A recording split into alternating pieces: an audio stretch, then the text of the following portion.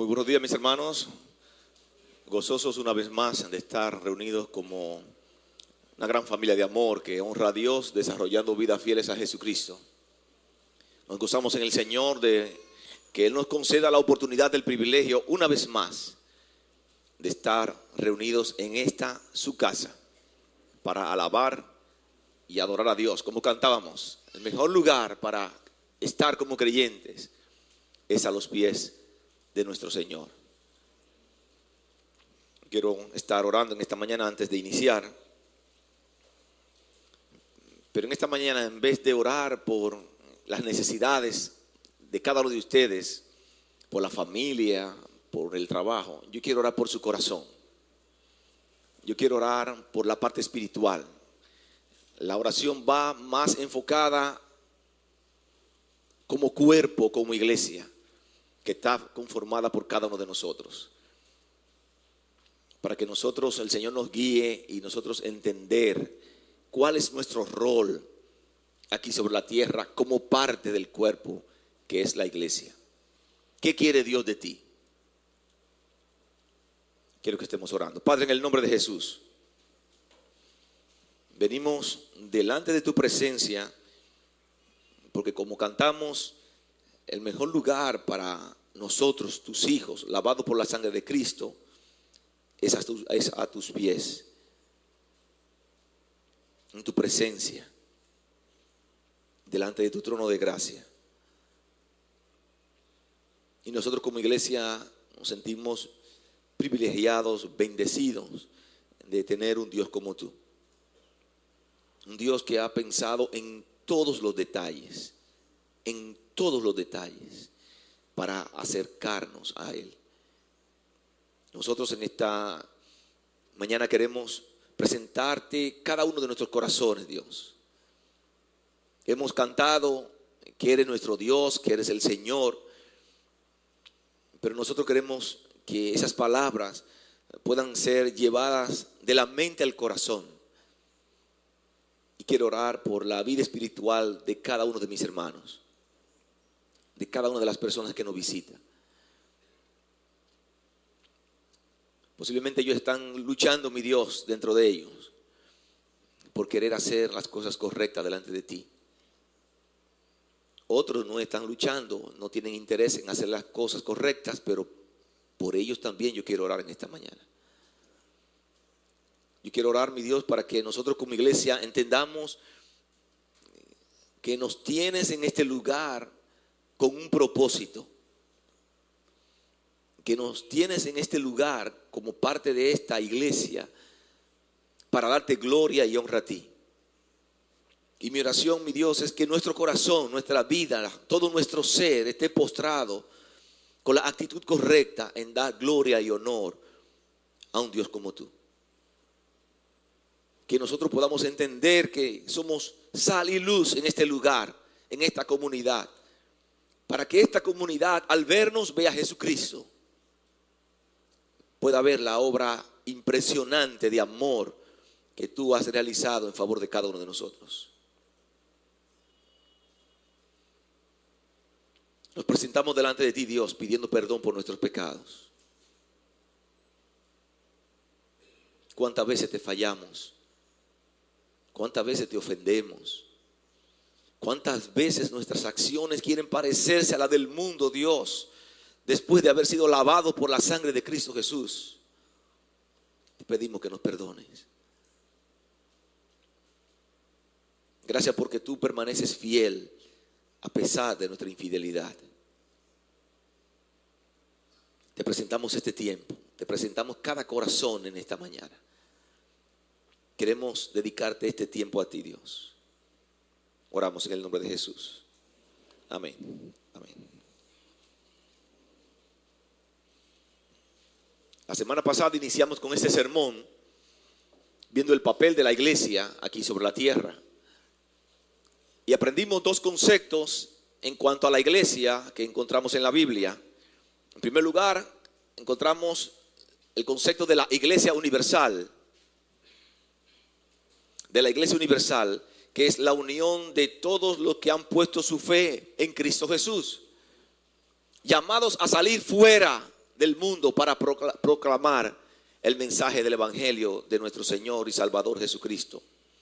Tuvo sus inicios en Pentecostés, con la llegada del Espíritu Santo a realizar su ministerio bautizador aquí sobre la tierra. Hemos explicado varias veces ya esto, pero siempre es bueno ratificarlo porque queremos que todo el mundo esté claro en esto. Cuando usted pone su fe en Cristo Jesús, cuando usted acepta a Cristo como su Señor y Salvador, usted es bautizado por el Espíritu Santo. Ese bautismo implica que usted es incorporado al cuerpo de Cristo, que es la iglesia, del cual Cristo es la cabeza. Un segundo concepto que vimos es de la iglesia local. Un grupo de personas que han puesto su fe en Cristo, han sido bautizados, se reúnen sistemáticamente para observar las ordenanzas dadas por Cristo, que guardan una disciplina que la misma palabra de Dios establece para cada uno de nosotros. Esos dos son los grandes conceptos que encontramos en la Biblia en cuanto a la iglesia. Ahora, estudiando Mateo capítulo 16, verso 16 al 19, nosotros aprendimos, en primer lugar, que la iglesia es de Dios y está edificada por Jesucristo. La iglesia está fundamentada sobre Jesucristo. La iglesia no está fundamentada sobre ningún hombre. Esta iglesia no es de los líderes. Esta iglesia no pertenece al pastor. Esta iglesia no debe ser llamada la iglesia del pastor. Esta iglesia es de Jesucristo.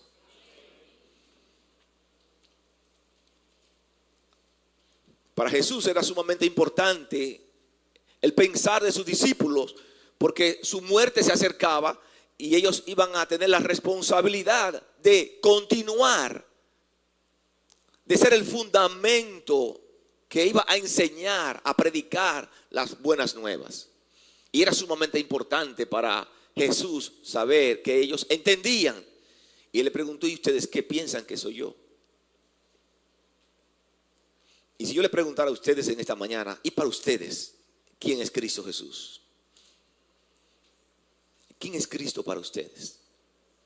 Nosotros fácilmente leemos ahí: Él es el Señor. ¿Estamos claros en nuestra mente, en nuestro corazón, lo que implica que Jesucristo es el Señor para gloria de Dios Padre? De la misma manera que nuestro Señor quería que los discípulos estuvieran claros en quién era Él, Él quiere que nosotros como iglesia estemos claros de quién sigue siendo Él. Porque de ahí va a depender nuestra manera de comportarnos, nuestra manera de conducirnos, nuestra manera de trabajar, nuestro compromiso con la iglesia. Va a depender de lo que usted entienda de quién es Jesucristo. Si usted no lo entiende, siempre estamos dispuestos una vez más a explicar. Y al final del culto, si usted tiene alguna duda, usted puede acercarse y vamos a responder sus preguntas. Tú eres el Cristo, dijo Pedro, el Hijo del Dios viviente. Pedro no tenía humanamente ni idea de lo que estaba diciendo. Por eso Jesús dice: eso te lo reveló mi Padre, Pedro. Porque en esa declaración que el apóstol Pedro está dando, era que se iba a fundamentar la iglesia sobre Jesucristo. Yo te digo que tú eres Petros, y sobre esta Petra edificaré mi iglesia. Petros, una piedrecita pequeña, y sobre esta Petra una piedra grande, una roca inmensa. Era Jesucristo, sobre él se iba a fundamentar su iglesia, mi iglesia, dice él. Y nosotros la semana pasada veíamos el 1 Corintios capítulo 3, verso 11. Porque nadie puede poner otro fundamento que el que está puesto. Nadie puede poner otro fundamento que el que está puesto. Nadie puede venir con otro tipo de enseñanza a esta iglesia.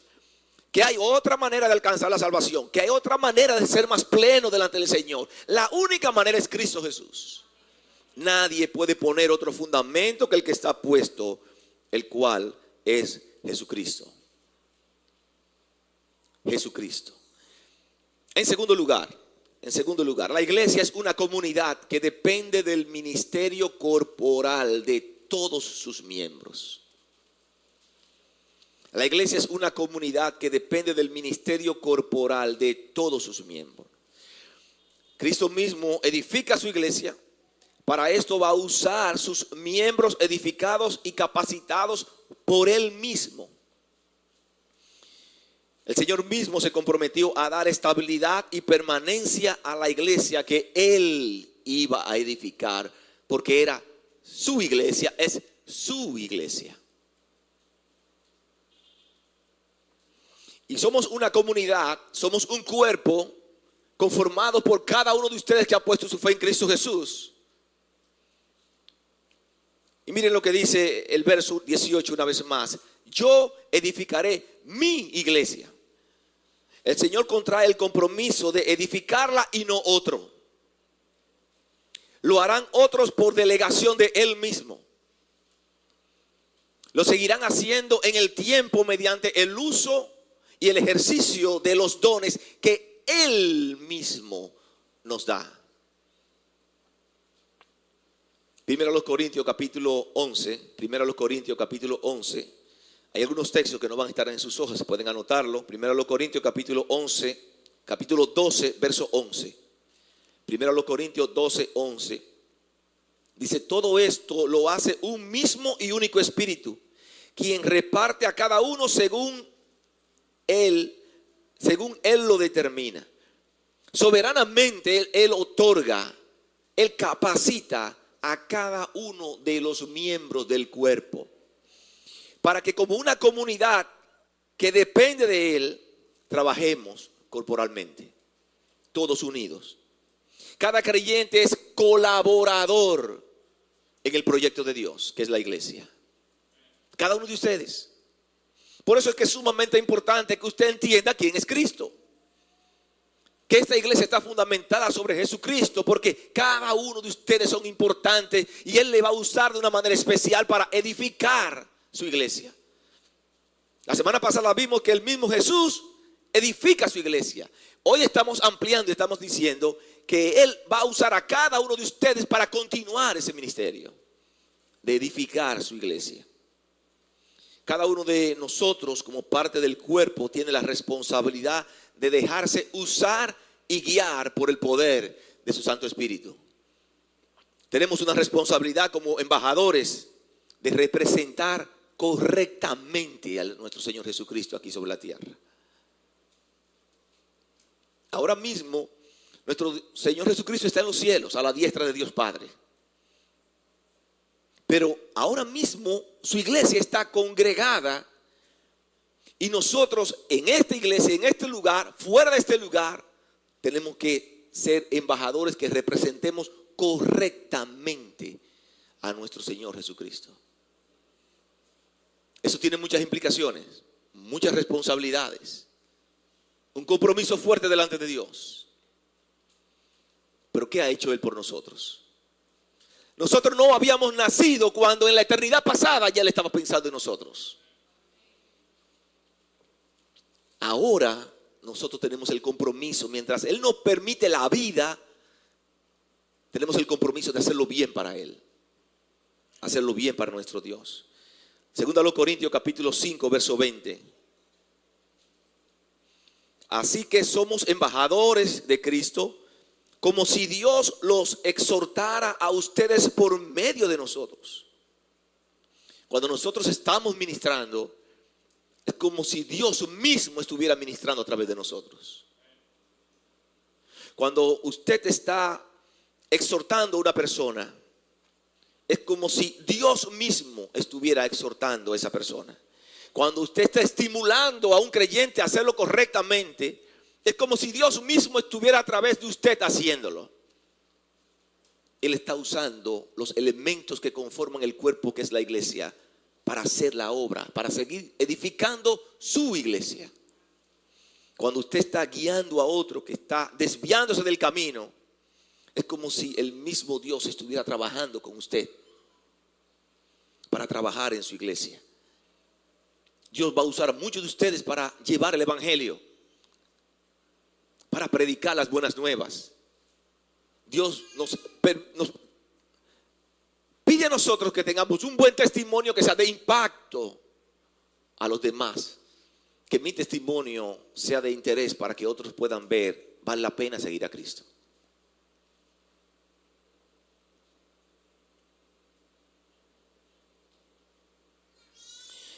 Esta es la iglesia de nuestro Señor.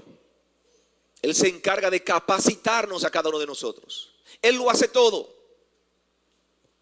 Se encarga de capacitarnos en los ministerios. Por eso es que cuando estamos haciendo un ministerio tenemos que pensar que estamos haciendo la obra de Cristo, edificando lo que Él está edificando. No es mi ministerio, no es mi iglesia, es su iglesia, es su ministerio, es su proyecto. Su proyecto. Mediante el uso de los dones, contribuimos a la edificación mutua del cuerpo.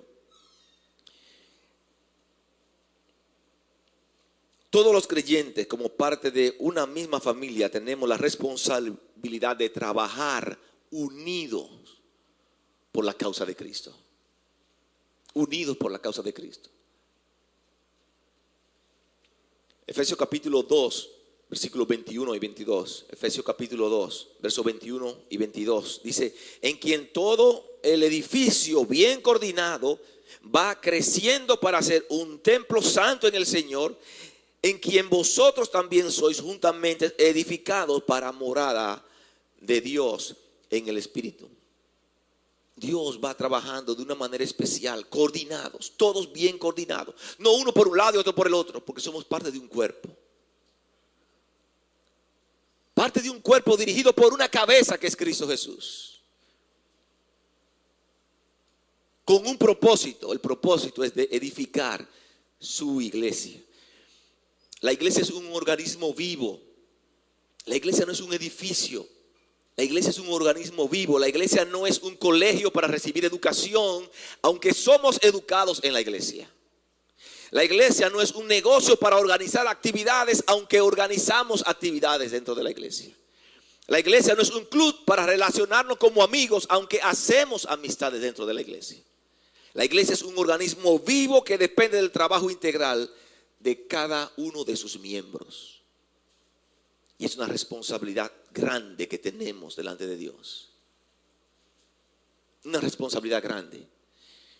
Dios no le ha llamado a cada uno de ustedes a asistir a un lugar para sentirse cómodo. Porque en esa iglesia yo me siento cómodo, yo me siento bien. Ellos son chéveres. Ese no es el propósito de Dios. El propósito de Dios es mucho más grande que todo eso. Dios le tiene a usted en este lugar para que juntos como equipos unidos podamos hacer las cosas correctas para edificar su iglesia. Su iglesia. No para yo hacer un ministerio donde yo esté brillando. Es un ministerio para su gloria. Por eso es que es peligroso los ministerios cuando están dirigidos por una sola persona. La Biblia no nos estimula esto. Nos estimula a trabajar en equipo. El mismo ejemplo lo tenemos en Dios cuando estaba creando los cielos y la tierra, cuando dijo hagamos. Porque tenemos que entender que esto no se trata de mí. Esto no se trata de una persona. Este es el gran proyecto de Dios, la iglesia. Y que yo pueda trabajar en el gran proyecto de Dios es un privilegio para mí y debe ser un privilegio para ti. Trabajar para Dios. Trabajar para Dios. Que con su palabra, como cantábamos hace un rato, puede levantar los muertos. Un Dios todopoderoso. A ese Dios servimos. A ese Dios nos debemos comprometer a hacerlo correctamente. Y aquí todo el mundo como parte del cuerpo tiene la misma responsabilidad. Muchas veces los hermanos tienden a recostarse y de otro hermano o de los pastores porque ellos hacen la obra. Dios le ha llamado a ellos. Dios te ha llamado a ti también. Lo que a ti te ha faltado es el compromiso, la consistencia para hacer las cosas correctamente. Posiblemente has comenzado muchas cosas, pero no termina ninguna. ¿Por qué? Porque ese ministerio, esas cosas que comienza, las estás comenzando en base a tus fuerzas. Necesitas comenzarla en base a las fuerzas de nuestro Señor. Y cuando lo haces de esa manera, Él sabe que es a su iglesia que vas a edificar y Él te va a proporcionar del poder, de la fuerza, de la sabiduría, del talento para hacerlo de la manera correcta. Pero cada uno de ustedes tiene la misma responsabilidad como parte integral del cuerpo que es la iglesia. Juntos, ser usado por nuestro Dios para edificar su iglesia. En tercer lugar, la iglesia permanecerá firme a pesar de los ataques del enemigo. Nadie puede cambiar el curso glorioso del proyecto de nuestro Dios. Dios promete guardar su iglesia. Dios promete guardar esta iglesia. Y Él la va a guardar.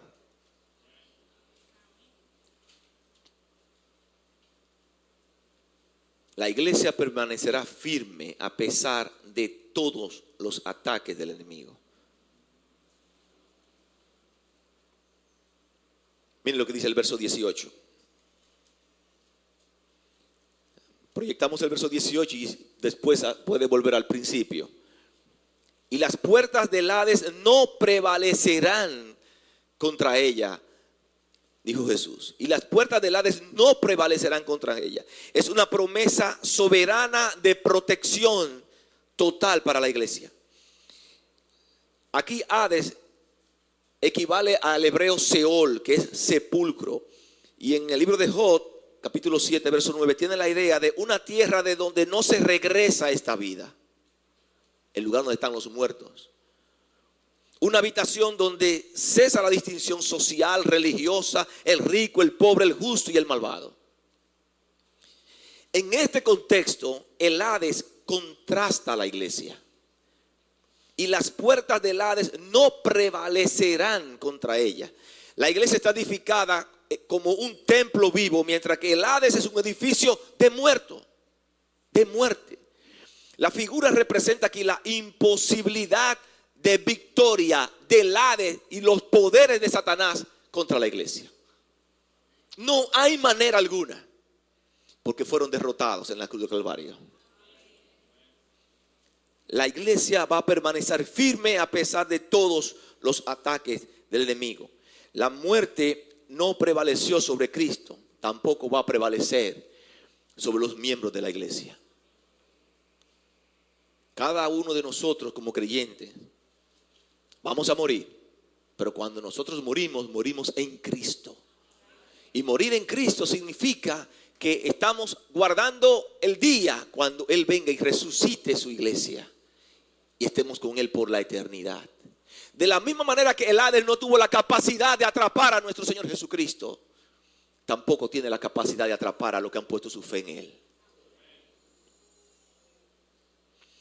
El verbo prevalecer aquí está en futuro, prevalecerá, tiene la idea de imponerse, de ser fuerte, de predominar.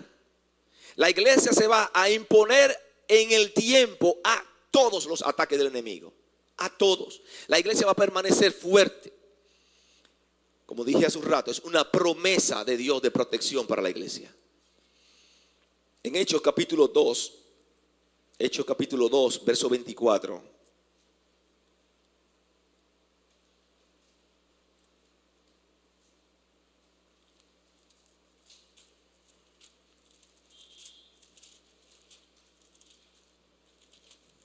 Hechos capítulo 2, verso 24 y verso 27. Dice la palabra de Dios. Al cual Dios levantó, sueltos los dolores de la muerte, por cuanto era imposible que fuese retenido por ella. Era imposible. ¿Ustedes saben por qué era imposible que la muerte retuviera a nuestro Señor Jesucristo en la tumba? ¿Saben por qué? Porque era Dios. Él era Dios. Verso 27. Porque no dejará mi alma en el Hades, ni permitirá que tu santo vea corrupción.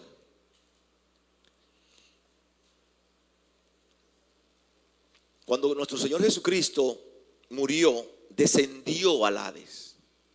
Descendió al lugar donde están los muertos. Pero su santidad era absoluta y total. Y resucitó con poder.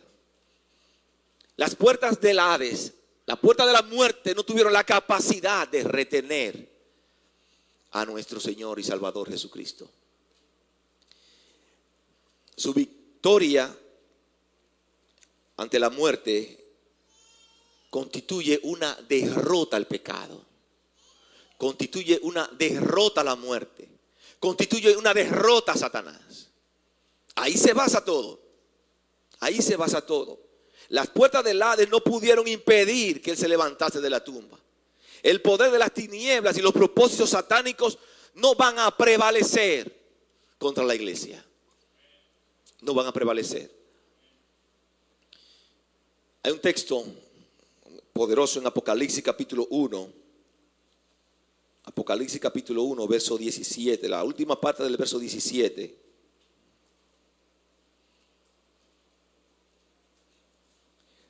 No temas, yo soy el primero y el último, y el que vivo y estuve muerto, mas he aquí que vivo por los siglos de los siglos. Amén. Y tengo la llave de la muerte y del Hades.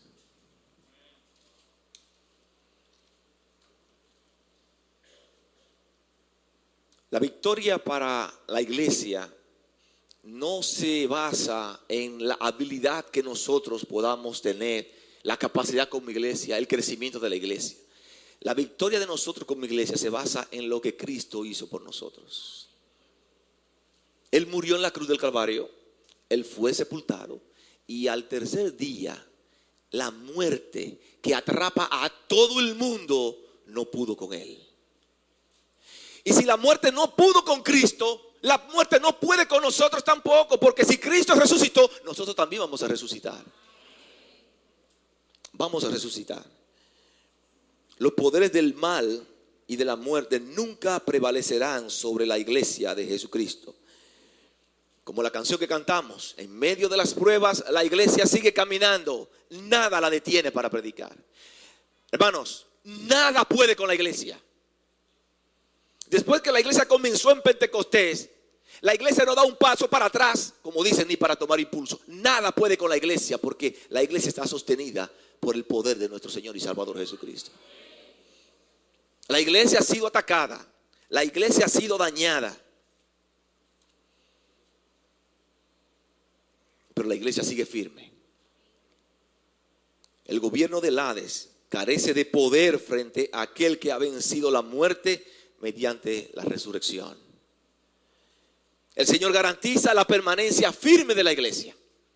Si usted llega a este lugar, o usted llegó a este lugar en el pasado pensando, y quizás la iglesia puede, nada puede con el proyecto que Dios pensó en la eternidad pasada.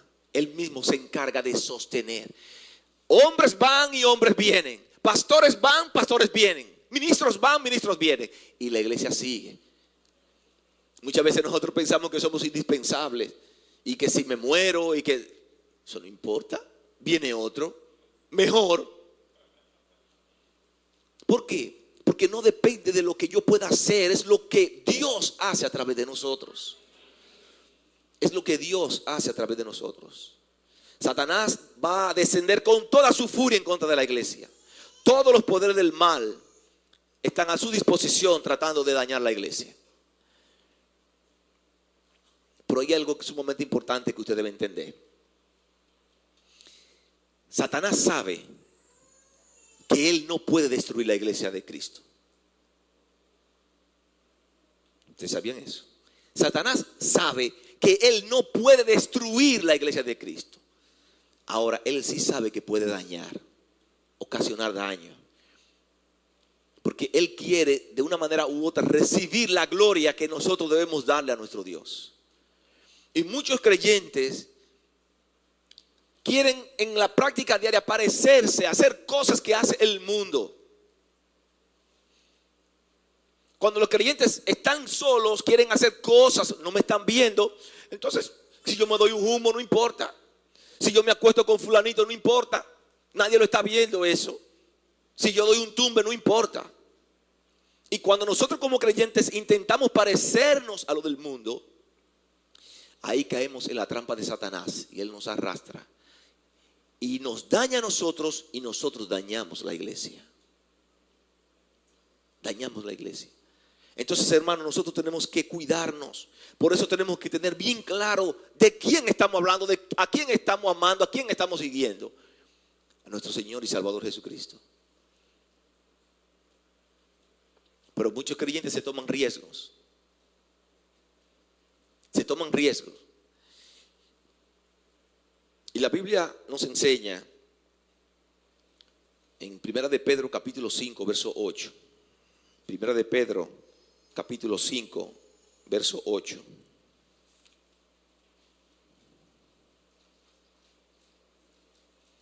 Nos dice: sed sobrio y velad, porque vuestro adversario el diablo, como león rugiente, anda alrededor buscando a quien devorar.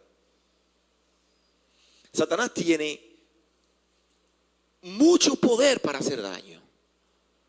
Y tenemos que cuidarnos de eso, porque dice la Biblia que él anda como león rugiente, tratando de devorar a los miembros de la iglesia, tratando de devorar a todo aquel que pone su fe en Cristo Jesús. Satanás no le pone atención a los que no ponen su fe en Cristo Jesús, porque esos son de él.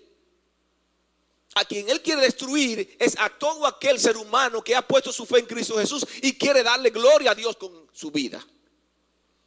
A eso él quiere destruir.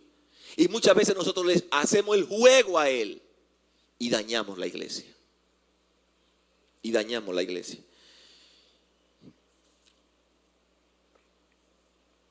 Pero gracias al Señor que Él, nuestro Señor Jesucristo, que sostiene a su iglesia. Satanás es muy poderoso para dañar, pero nuestro Dios es todopoderoso para preservar. Él es muy poderoso para hacer daño, pero tenemos un Dios que es todopoderoso para cuidarnos y protegernos.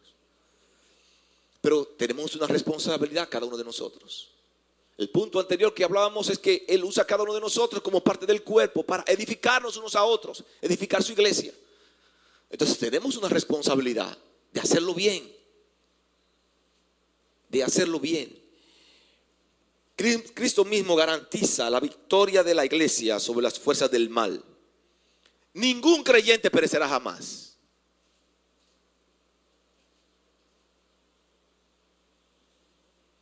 Satanás no tiene poder para usted arrastrarlo y llevarlo para el lado de él otra vez.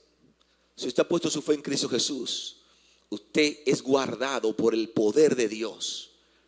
Y él no puede ni tocarlo. Ni tocarlo. Una vez más, el problema está cuando le damos apertura a él. ¿Cómo usted le da apertura a él? Cuando usted quiere parecerse en su estilo de vida a lo del mundo. Entonces, lejos de usted acercarse a los pies de Cristo como cantamos, usted se está acercando a la voluntad de Satanás.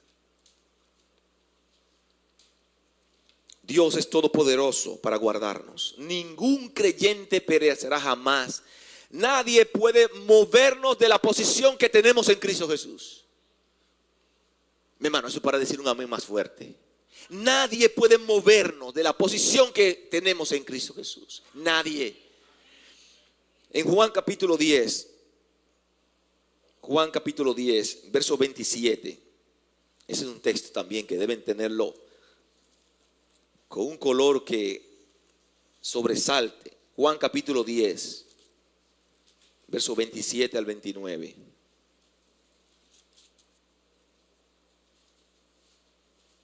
Cuando yo le digo que él sobresalten es porque yo lo tengo, miren, amarillita, porque me interesa que cuando yo abra ese texto me llegue de una vez. Mis ovejas oyen mi voz y yo la conozco y me siguen, dice Jesús. Y yo les doy vida eterna y no perecerán jamás, ni nadie las arrebatará de mis manos. Satanás no tiene poder para arrebatarle un hijo a Dios. No tiene poder. Mi Padre que me las dio es mayor que todos y nadie la puede arrebatar de la mano de mi Padre. Ahí Jesús dijo, yo y el Padre uno somos. Nuestras vidas, hermanos, eso trae mucha tranquilidad, mucha paz, mucha confianza a la vida del creyente. La vida de cada uno de nosotros como creyentes, cuando hemos puesto nuestra fe en Cristo Jesús, está guardada por el poder de Dios. Y como parte de la iglesia, como parte del cuerpo que somos, que es la iglesia, también de la misma manera Él preserva lo que es su gran proyecto, su iglesia. Y a pesar de que el enemigo ha tenido todo el tiempo sus cañones en contra de la iglesia, nada puede con la iglesia. Muchos creyentes han muerto de manera violenta. En la historia pasada, muchos creyentes le prendían fuego para iluminar el camino. ¿Están escuchando lo que implicaba seguir a Cristo? Tú eres cristiano, ven, tráigalo, préndalo. Vamos a ponerlo en los postes de luz para iluminar el camino. Y muchos creyentes dieron su vida, pero no volvieron atrás. Muchos creyentes decapitados. Muchos creyentes torturados. Hoy en día todavía. Muchos creyentes crucificados. Decapitados. Pero dieron su vida porque estaban convencidos en quién habían puesto su fe. Y a pesar de los ataques del enemigo a la iglesia, Dios guarda y preserva a su iglesia. Las puertas del Hades no prevalecerán contra la iglesia. Tendremos dificultades como iglesia. Tendremos dificultades. No somos perfectos, que en el cielo no tendremos ningún tipo de dificultad, pero aquí tendremos dificultad. Pero no se enfoque en la dificultad, hermanos. Enfóquese en quién resuelve la dificultad. Dios. Dios preserva y guarda su iglesia. En cuarto lugar, por último, la iglesia tiene la autoridad de proclamar a Cristo y guiarnos en la verdad. La iglesia tiene la autoridad de proclamar a Cristo y guiarnos en la verdad.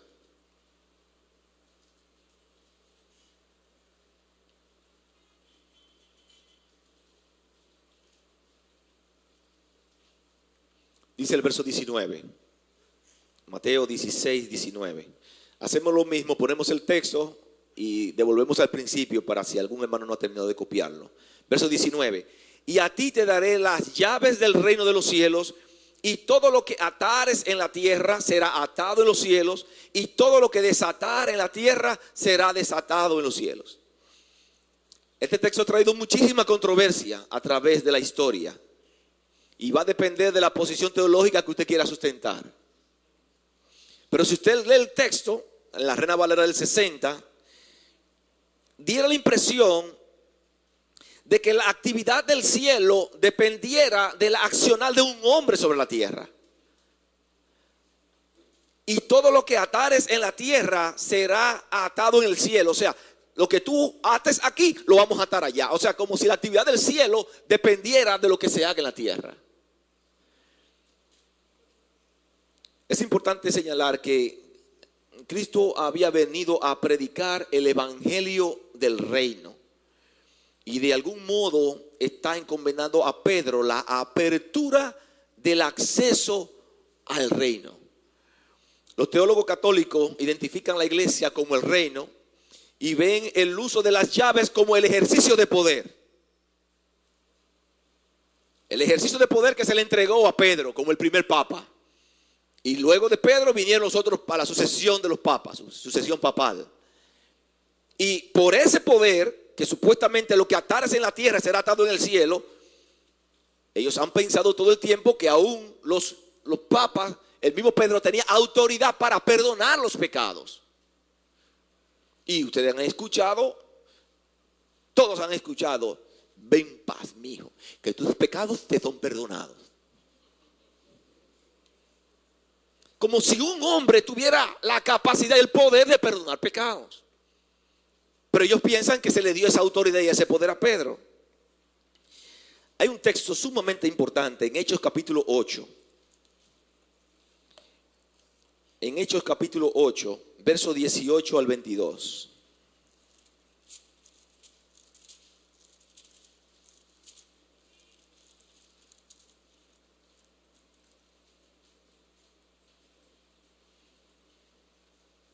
El apóstol Pedro está frente a Simón el mago.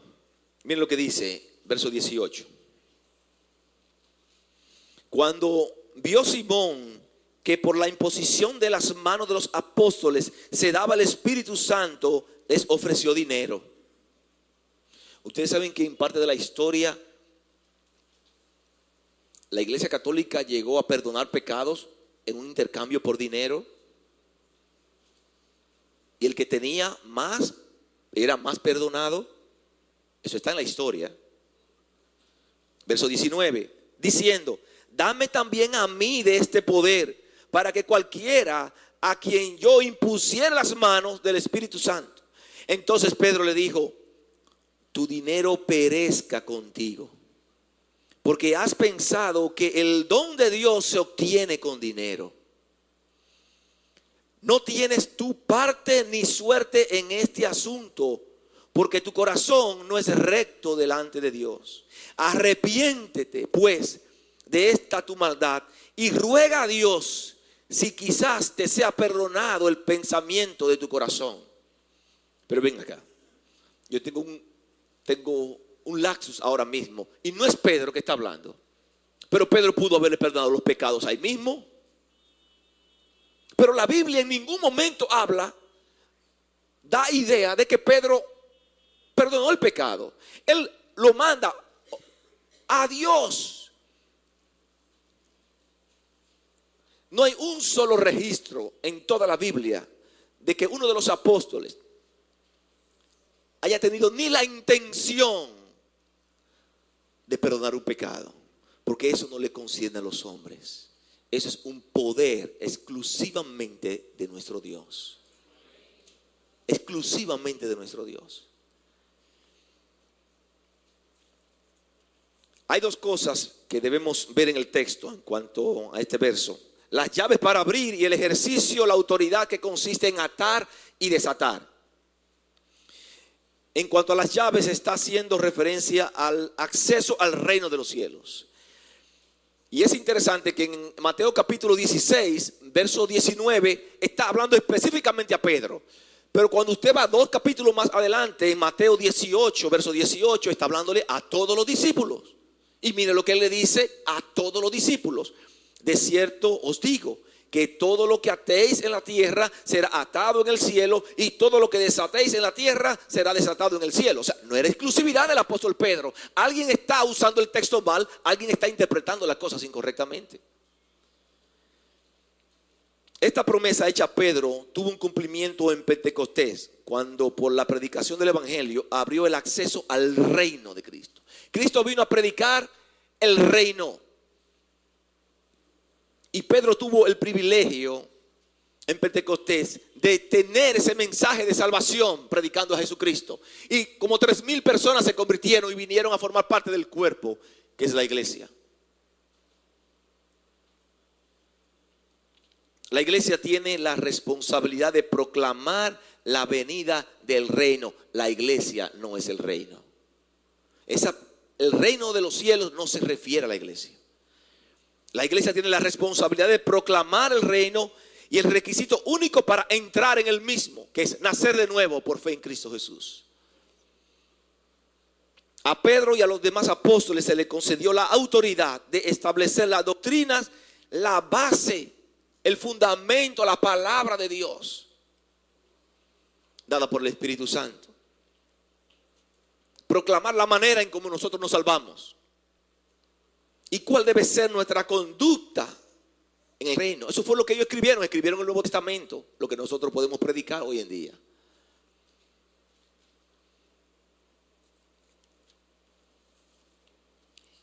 Atar y desatar no se refiere a individuos, sino a cosas. Por eso le dije hace un rato que da la percepción que todo lo que atares en la tierra será atado en el cielo. O sea que el cielo va a estar dependiendo de lo que se haga en la tierra por un hombre. Charles Williams hizo una buena traducción de este verso, porque la traducción con los verbos que tenemos en la Reina Valera del 60 no da la idea, y por eso tanta dificultad del texto. Miren cómo lo tradujo Charles Williams, y ustedes van a comprender. Inmediatamente escuchen. Y cualquier cosa que prohibáis en la tierra tiene que ser lo que se ha prohibido en los cielos.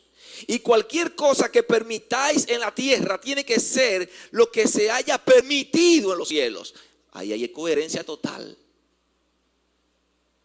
Coherencia total.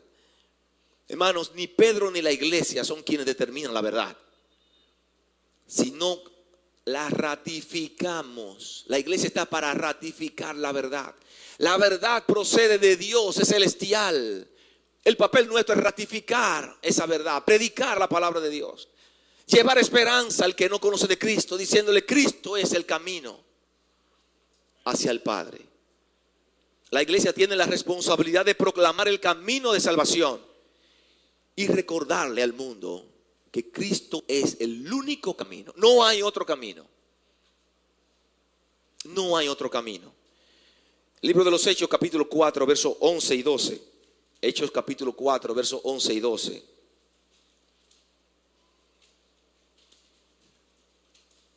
Hablando Pedro, dijo: este Jesús, el Pedro que quieren asumirle todas las cosas, este Jesús es la piedra reprobada por todos los edificadores, la cual ha venido a ser cabeza del ángulo. Y miren lo que dice Pedro: y en ningún otro hay salvación, porque no hay otro nombre bajo el cielo dado a los hombres en que podamos ser salvos. No hay otro nombre. Y esa es nuestra responsabilidad como iglesia.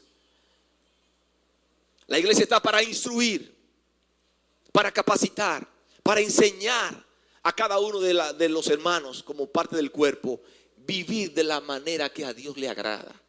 La iglesia está para proclamar el mensaje a los que no conocen de Cristo y mostrarle que en ningún otro hay salvación, que la salvación solamente es fe en Cristo y es un regalo por gracia. Usted tiene dos opciones: o lo toma o lo deja con un regalo. Dios no te pide nada a cambio para tomar el regalo de la salvación. Lo único que Él te pide es que creas en Él. Ese es el papel nuestro como iglesia, de proclamar a nuestro Señor y Salvador Jesucristo.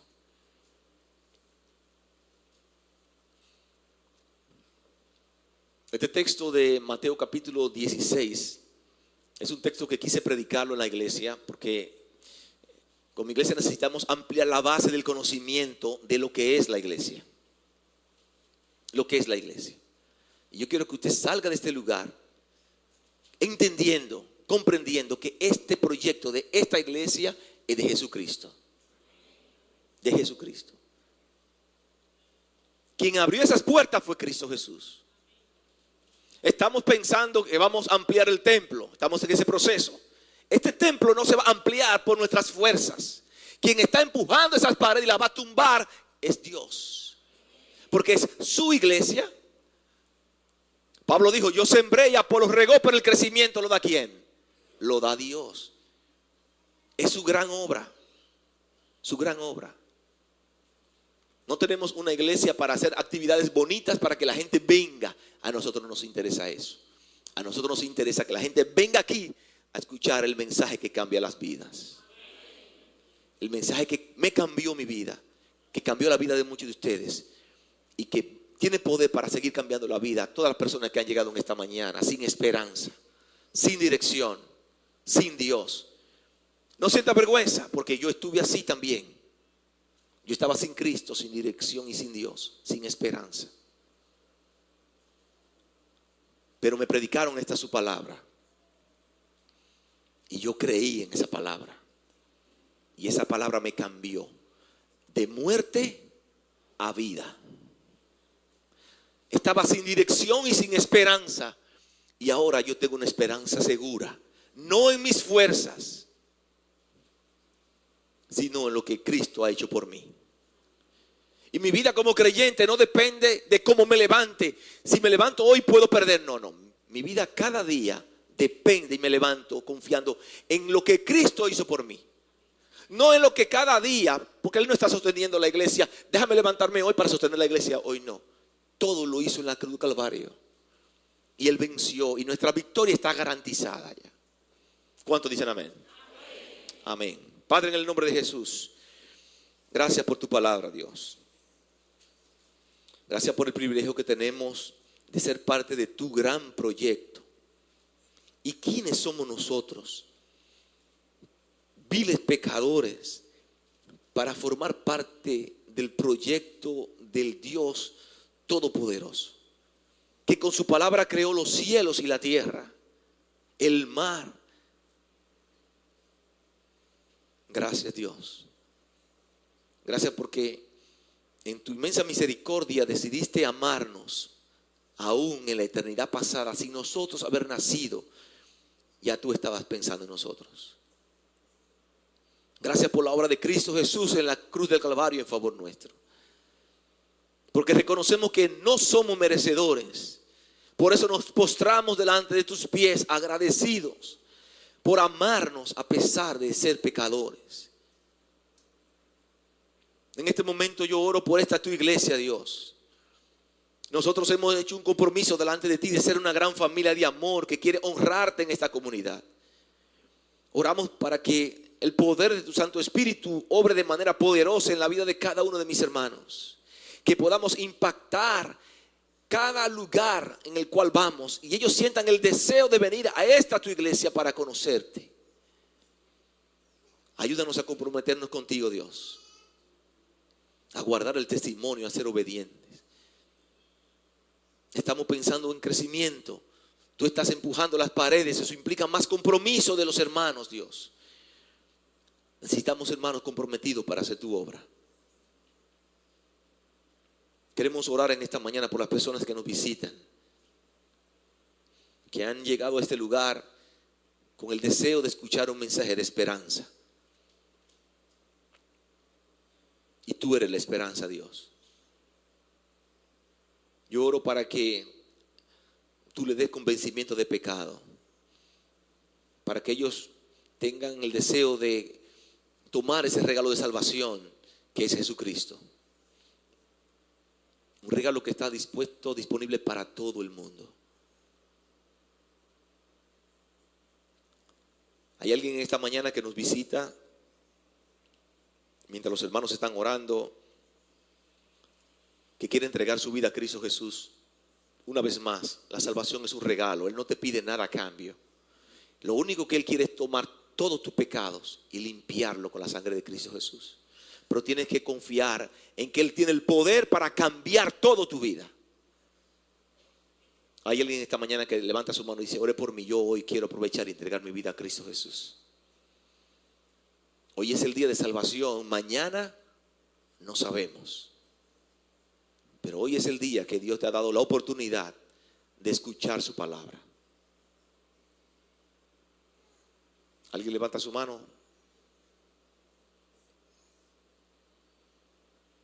Padre, gracias por tu palabra. Gracias porque nosotros estamos confiados en que tú estás trabajando en el corazón de esas personas que están en este lugar, que no han llegado por casualidad. Que tú las has traído de una u otra manera con un propósito. Y tarde o temprano tu propósito se va a cumplir en sus vidas. A ti sea la gloria, Dios, en este día. Oramos en el nombre de Jesús. Amén.